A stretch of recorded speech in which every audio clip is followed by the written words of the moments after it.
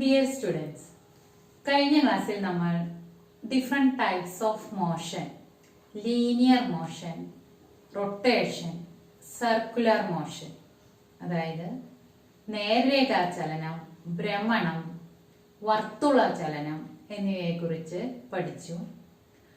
ഇന്ന് നമ്മൾ പഠിക്കുന്നത് ഓസിലേഷൻ ആൻഡ് വൈബ്രേഷൻ, ദോലന ചലനത്തെക്കുറിച്ചും കമ്പനത്തെക്കുറിച്ചാണ് ഇന്ന് നമ്മൾ പഠിക്കുന്നത്.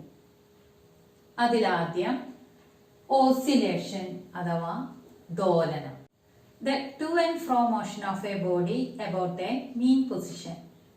ഒരു തുലന സ്ഥാനത്തെ ആസ്പദമാക്കി വസ്തുക്കൾ ഇരുവശങ്ങളിലേക്കും ചലിക്കുന്നതിനെയാണ് ദോലനം അഥവാ ഓസിലേഷൻ എന്ന് പറയുന്നത്. തുലന സ്ഥാനത്തെ അടിസ്ഥാനമാക്കിയും അങ്ങോട്ടും വസ്തുക്കളുടെ ഇങ്ങോട്ടുമുള്ള ചലനം, ഇരുവശങ്ങളിലേക്കുമുള്ള ചലനത്തിനെയാണ് ടു ആൻഡ് ഫ്രോ മോഷൻ എന്ന് പറയുന്നത്. അപ്പൊ ഒരു തുലന സ്ഥാനം അതിലുണ്ടായിരിക്കും, അതുപോലെ തന്നെ ഇരുവശങ്ങളിലേക്കും ചലിച്ചിരിക്കും. അപ്പൊ ഇത്തരം മോഷനെയാണ് ഓസിലേഷൻ എന്ന് പറയുന്നത്. പെട്ടെന്ന് മനസ്സിലാവുന്നതിന് വേണ്ടി ഊഞ്ഞാലിന്റെ ചലനം, മോഷൻ ഓഫ് എ സ്വിംഗ്. ഊഞ്ഞാലിന്റെ ചലനം നമുക്കറിയാം, ഇരുവശങ്ങളിലേക്കും ചലിക്കുന്നത്. ഊഞ്ഞാലാടുമ്പോൾ നമുക്ക് മനസ്സിലാക്കാൻ സാധിക്കും ഇരുവശങ്ങളിലേക്കുമുള്ള ചലനമാണ്. അപ്പോൾ ഈ ചലനം ഒരു ഓസിലേഷൻ അഥവാ ദോലനത്തിന് ഉദാഹരണമാണ്. അതുപോലെ തന്നെ തൂക്കുവിളക്കിന്റെ ചലനം രണ്ട് സൈഡിലേക്കും ഉള്ള ചലിക്കുന്നത് നമുക്ക് കാണാനായിട്ട് സാധിക്കും. അപ്പൊ അതും ഒരു ഓസിലേഷൻ അഥവാ ദോലനത്തിന് ഉദാഹരണമാണ്. പിന്നെ ക്ലോക്കിന്റെ പെൻഡുലം, ഈ പെൻഡുലത്തിന്റെ ഇരുവശങ്ങളിലേക്കുമുള്ള ചലനം, ഇതും ഒരു ഓസിലേഷൻ അഥവാ ദോലനത്തിന് ഉദാഹരണമാണ്. ദോലനം എന്ന് പറഞ്ഞാൽ ഒരു തുലന സ്ഥാനത്തെ ആസ്പദമാക്കി വസ്തുക്കൾ അങ്ങോട്ടും ഇങ്ങോട്ടും ചലിക്കുന്നതിനെ, ഇരുവശങ്ങളിലേക്കും ചലിക്കുന്നതിനെയാണ് ഓസിലേഷൻ അഥവാ ദോലനം എന്ന് പറയുന്നത്. ഉദാഹരണം ടീച്ചർ പറഞ്ഞു, ഊഞ്ഞാലിന്റെ ചലനം, തൂക്കുവിളക്കിന്റെ ചലനം, അതുപോലെ തന്നെ ക്ലോക്കിന്റെ പെൻഡുലത്തിന്റെ ചലനം, ഇതെല്ലാം ഓസിലേഷൻ അഥവാ ദോലനത്തിന് ഉദാഹരണമാണ്. അടുത്തത് നമ്മൾ പഠിക്കുന്നത് വൈബ്രേഷൻ അഥവാ കമ്പനം. ഫാസ്റ്റ് ഓസിലേഷൻ ആണ് ഈ വൈബ്രേഷൻ അഥവാ കമ്പനം എന്ന് പറയുന്നത്. അതായത് ദ്രുതഗതിയിലുള്ള ദോലന ചലനം ാണ് നമ്മൾ വൈബ്രേഷൻ അഥവാ കമ്പനം എന്ന് പറയുന്നത്.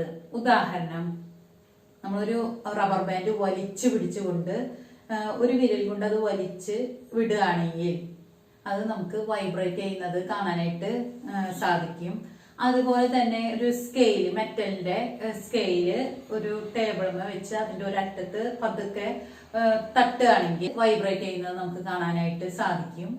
ഇതും ഒരു കമ്പന ചലനത്തിന് ഉദാഹരണമാണ്. അതുപോലെ തന്നെ സ്കൂൾ ലാബിലൊക്കെ ഉണ്ടാവും ട്യൂണിംഗ് ഫോർക്ക്, അത് നമ്മൾ പതുക്കെ തട്ടുകയാണെങ്കിൽ നമുക്ക് അതിന്റെ വൈബ്രേഷൻ നമുക്ക് കാണാനായിട്ട് സാധിക്കും. വൈബ്രേഷൻ എന്ന് പറഞ്ഞു കഴിഞ്ഞാൽ കമ്പനം. അപ്പൊ ദ്രുതഗതിയിലുള്ള ദോലന ചലനത്തെയാണ് കമ്പനം അഥവാ വൈബ്രേഷൻ പറയുന്നത്. ഈ വൈബ്രേഷൻ എന്ന് പറയുന്നതും ഫാസ്റ്റ് ഓസിലേഷൻ ആണ്. അതായത് ദ്രുതഗതിയിലുള്ള കമ്പനത്തെയാണ് നമ്മൾ വൈബ്രേഷൻ എന്ന് പറയുന്നത്. അതും ഇരുവശങ്ങളിലേക്കും, ഒരു തുലന സ്ഥാനത്തെ ആസ്പദമാക്കിയുള്ള ഇരുവശങ്ങളിലേക്കുമുള്ള വളരെ വേഗതയിലുള്ള ചലനത്തെയാണ് വൈബ്രേഷൻ അഥവാ കമ്പനം എന്ന് പറയുന്നത്. ഇനി നമുക്ക് കമ്പനം, വൈബ്രേഷൻ വ്യക്തമായി കാണുന്നതിനുള്ള ഒരു PP നിർമ്മിക്കാൻ ടീച്ചർ പറഞ്ഞു തരാം. നിങ്ങളെല്ലാവരും ട്രൈ ചെയ്ത് നോക്കുക. വീട്ടിൽ ഉണ്ടാക്കാൻ സാധിക്കും. അപ്പൊ എല്ലാവരും ഉണ്ടാക്കി നോക്കുക. അതിന് ആവശ്യമായ വസ്തുക്കൾ, മെറ്റീരിയൽസ്, ഒരു പൈപ്പ്, അതുപോലെ തന്നെ ബലൂൺ, പിന്നെ ഒരു റബ്ബർ ബാൻഡ്, സെല്ലോ ടേപ്പ്, ഒരു പേനയുടെ ഒഴിഞ്ഞ കൂട്, ഇവയെല്ലാമാണ് നമുക്ക് ആവശ്യമായ ഒരു PP കമ്പനം, വൈബ്രേഷൻ കാണുന്നതിനുള്ള ഒരു PP ഉണ്ടാക്കുന്നതിന് ആവശ്യമായ സാമഗ്രികൾ. ഇനി എങ്ങനെയാണ് ഇത് ഉണ്ടാക്കുന്നതെന്ന് നമുക്ക് നോക്കാം. ആദ്യമായി ഒരു ഇഞ്ച് വ്യാസവും ഒരു 10 സെന്റിമീറ്റർ നീളവുമുള്ള ഒരു പൈപ്പ്, ഒരു സാധാ ഒരു പൈപ്പ് എടുക്കുക. അതുപോലെ തന്നെ ഒരു ബലൂണിന്റെ ഒരറ്റം, ഒരു അടിഭാഗം മുറിച്ചു മാറ്റുക. ആ ബലൂൺ ഈ പൈപ്പിന്റെ മുകളിലായി വെച്ച് നന്നായി കെട്ടുക. അതിനുശേഷം മറ്റേ ഭാഗം, അതായത് നമ്മൾ ബലൂൺ വീർപ്പിക്കാനായിട്ട് ഊതുന്ന ആ മറ്റേ ഭാഗത്ത് നമ്മൾ പേനയുടെ ഒഴിഞ്ഞ കൂട് വേണമെന്ന് പറഞ്ഞു. അപ്പൊ പേനയുടെ ആ റീഫിലൊക്കെ മാറ്റി ആ ഒഴിഞ്ഞ കൂട് നമ്മൾ മറ്റേ ഊതുന്ന ഭാഗത്ത് വെച്ച് റബ്ബർ ബാൻഡ് കൊണ്ട് കെട്ടി ടൈറ്റ് ചെയ്യുക. പിന്നീട് ഈ പൈപ്പ് വെർട്ടിക്കലായിട്ടും ആ പേന ഹൊറിസോണ്ടലായി പിടിച്ചുകൊണ്ട്, അതായത് പൈപ്പ് കുത്തനെ പിടിച്ച് പേന തിരശ്ചീന രീതിയിൽ പിടിച്ചുകൊണ്ട് നമ്മൾ വലിച്ചു പിടിക്കുമ്പോൾ ഇത് ഒരു സ്ഥലം പോലെ വലിഞ്ഞു നിൽക്കുന്നത് നമുക്ക് കാണാനായിട്ട് സാധിക്കും. ഈ ബലൂണിന്റെ ആ പൈപ്പിനോട് ചേർന്നുള്ള ആ ഭാഗത്ത്, ആ ബലൂണിന്റെ മുകൾ ഭാഗത്തായി നമ്മൾ ഒരു റബ്ബർ ബാൻഡ് സെല്ലോ ടേപ്പ് കൊണ്ട് ഒട്ടിച്ച് വെക്കണം. ഈ റബ്ബർ ബാൻഡ് മറ്റൊരു കുട്ടി വലിച്ചു പിടിക്കുകയും ചെയ്യണം. ഇനി എങ്ങനെയാണ് ഇത് പ്രവർത്തിപ്പിക്കേണ്ടതെന്ന് നമുക്ക് നോക്കാം.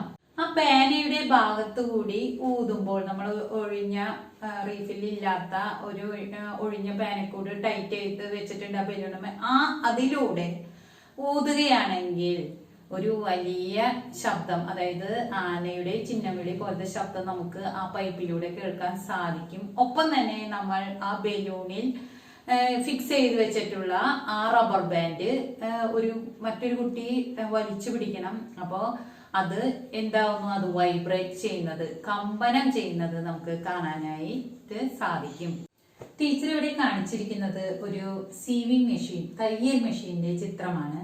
ഇവിടെ എന്തെല്ലാം ചലനം, ഏതെല്ലാം രീതിയിലുള്ള ചലനമാണ് നടക്കുന്നത് എന്ന് നമുക്ക് നോക്കാം. നമ്മളിപ്പോ പറഞ്ഞ എല്ലാ ചലനങ്ങളും ഈ സീവിംഗ് മെഷീൻ, തയ്യൽ മെഷീനിൽ നടക്കുന്നുണ്ട്. ഇപ്പോ അതിലെ ആ സൂചിയുടെ ചലനം നോക്കുകയാണെങ്കിൽ ആ സൂചി എങ്ങനെയാണ് ചലിക്കുക, നേരെ താഴോട്ടും മുകളിലേക്കും. അതൊരു ലീനിയർ മോഷൻ, നേർരേഖ ചലനത്തിന് ഉദാഹരണമാണ്. അതുപോലെ തന്നെ ചെറിയ വീൽ അതിൽ കാണാനായിട്ട് നമുക്ക് സാധിക്കും. ഈ ചെറിയ വീലിന്റെ ചലനം, ഈ സീവിംഗ് മെഷീന്റെ ചെറിയ വീലിന്റെ ചലനം ഏതാണ്, റൊട്ടേഷൻ ആണ്. അതുപോലെ തന്നെ അതിനോട് കണക്ട് ചെയ്ത് താഴെ വലിയൊരു വീല് നമുക്ക് ചക്രം കാണാനായിട്ട് സാധിക്കും. അതിന്റെ ചലനം സർക്കുലർ മോഷൻ, അതായത് വർത്തുള ചലനത്തിനും ഉദാഹരണമാണ്. അതുപോലെ തന്നെ നമുക്ക് ഈ നൂല് വെച്ചിരിക്കുന്ന ആ നൂല് സൂചിയിലേക്ക് പോകുന്ന ആ ഭാഗത്ത് താഴെ കാലുകൊണ്ട് ചവിട്ടുമ്പോൾ ആ നൂല് നമുക്ക് എങ്ങനെ കാണാനായിട്ട് സാധിക്കും, വൈബ്രേറ്റ് ചെയ്യുന്നത് നമുക്ക് കാണാനായിട്ട്, കമ്പനം ചെയ്യുന്നത് കാണാനായിട്ട് സാധിക്കും. തയ്ച്ചു കൊണ്ടിരിക്കുമ്പോൾ, അതായത് തുന്നിക്കൊണ്ടിരിക്കുമ്പോൾ അവിടെ കമ്പനം, ആ നൂല് കമ്പനം ചെയ്യുന്നത് നമുക്ക് കാണാൻ സാധിക്കും. അതുപോലെ തന്നെ നമ്മൾ ഇത് തയ്ക്കുമ്പോൾ എന്താണ്, കാലുകൊണ്ട് ചവിട്ടേണ്ടതുണ്ട്. അപ്പൊ കാലുകൊണ്ട് ചവിട്ടുമ്പോൾ നമുക്ക് കാണാനായിട്ട് സാധിക്കും അത് എന്ത് ചലനത്തിന് ഉദാഹരണമായിരിക്കും. അവിടെ നടക്കുന്നത് ഒരു ദോലനമാണ്, അതായത് ഓസിലേഷൻ ആണ് അവിടെ നടക്കുന്നത്. എല്ലാ രീതിയിലുള്ള ചലനങ്ങളും ഈ സീവിംഗ് മെഷീനിൽ നമ്മളിപ്പോൾ പഠിച്ച ഈ 5 തരത്തിലുള്ള ചലനങ്ങളും ഈ സീവിംഗ് മെഷീൻ, തയ്യൽ മെഷീനിൽ നമുക്ക് കാണാനായി സാധിക്കും. ടീച്ചർ ഇവിടെ കാണിച്ചിരിക്കുന്നത് വസ്തുക്കളുടെ വിവിധ തരം ചലനങ്ങളാണ്. Body in motion, type of motion, അത് ഏത് രീതിയിലുള്ള ചലനമാണ് എന്നുള്ളതാണ് ഈ ബോക്സിൽ കാണിച്ചിരിക്കുന്നത്. അടുത്തത് യൂസ്, ഇവയുടെ ഉപയോഗമാണ് അടുത്ത കോളത്തിൽ എഴുതിയിരിക്കുന്നത്. അപ്പൊ first one, the membrane of ചെണ്ട, ചെണ്ടയുടെ ഡയഫ്രത്തിന്റെ ചലനം. അത് ഏത് രീതിയിലുള്ള ചലനമായിരിക്കും, ഓസിലേഷൻ, ദോലന ചലനമാണ്. അതുപോലെ തന്നെ യൂസ്, പ്രൊഡ്യൂസർ സൗണ്ട്, ശബ്ദം ഉണ്ടാക്കുന്നതിന് വേണ്ടിയാണ്. അപ്പോൾ ചെണ്ടയുടെ ഡയഫ്രത്തിന്റെ ചലനം ഒരു ദോലന ചലനത്തിന്, അതായത് ഓസിലേഷന് ഉദാഹരണമാണ്. സെക്കൻഡ് വൺ, ലിഫ്റ്റ്, ലിഫ്റ്റ് ഉയരുന്നതും താഴുന്നതും ടീച്ചർ പറഞ്ഞതാണ്. ലീനിയർ മോഷൻ, നേർരേഖാ ചലനത്തിന് ഉദാഹരണമാണ്. Use, easily moving up and down, മുകളിലേക്ക് പോകുന്നതിനും, ഈസിയായി മുകളിലേക്ക്, എളുപ്പത്തിൽ മുകളിലേക്ക് പോകുന്നതിനും താഴോട്ട് എത്തുന്നതിനും വേണ്ടിയിട്ടാണ് നമ്മൾ ലിഫ്റ്റ് ഉപയോഗിക്കുന്നത്. അപ്പൊ അവിടെ നടക്കുന്ന മോഷൻ ലീനിയർ മോഷൻ. അടുത്തത് the tip of A clocks hand, അതായത് ക്ലോക്കിലെ ഹാൻഡിന്റെ ചലനം.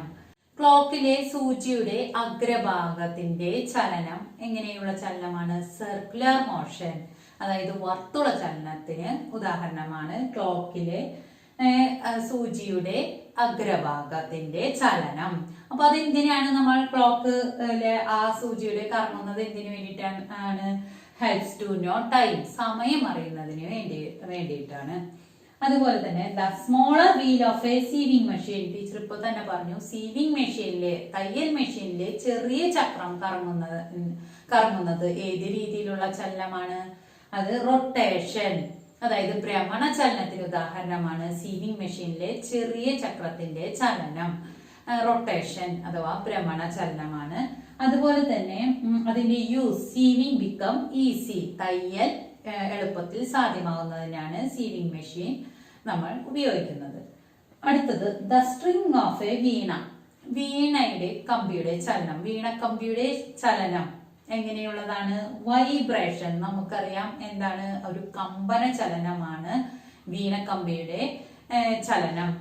പ്രൊഡ്യൂസസ് സൗണ്ട്, ശബ്ദം ഉണ്ടാകുന്നു. Next wheels of a flour mill, പൊടിമില്ലിലെ ചക്രങ്ങൾ, അതിന്റെ ചലനം എങ്ങനെയുള്ളതായിരിക്കും? റൊട്ടേഷൻ, ഭ്രമണ ചലനമായിരിക്കും.